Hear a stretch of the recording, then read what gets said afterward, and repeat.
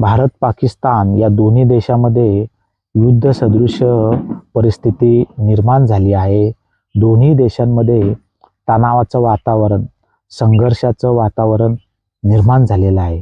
तर भारतीय जे लष्कर आहेत ते वारंवार पत्रकार परिषद घेऊन जो घटनाक्रम आहे, जी वस्तुस्थिती आहे ती आपल्याला सांगत आहेत. अत्यंत तोळामोळाचे शब्द वापरून, योग्य पद्धतीने शब्द वापरून, अतिउत्साहीपणा न करता ते पत्रकार परिषद घेत आहेत.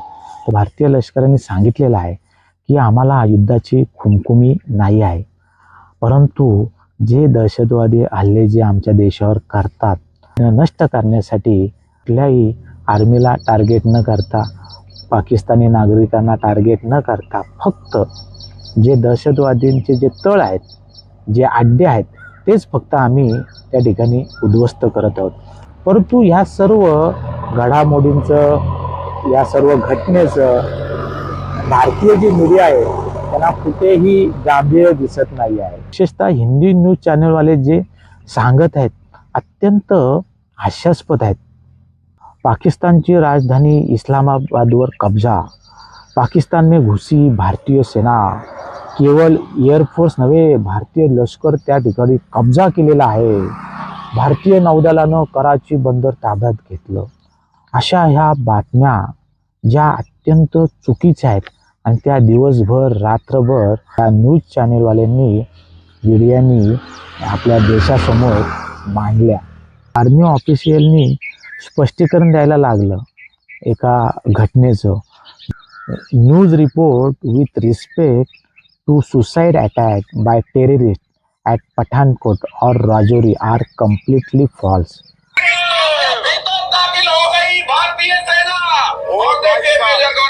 इसका मतलब समझिए ये क्या है? ये अब पराक्रम का वो प्रदर्शन है जिसकी कराची पोर्ट आग लगा तो कराची में.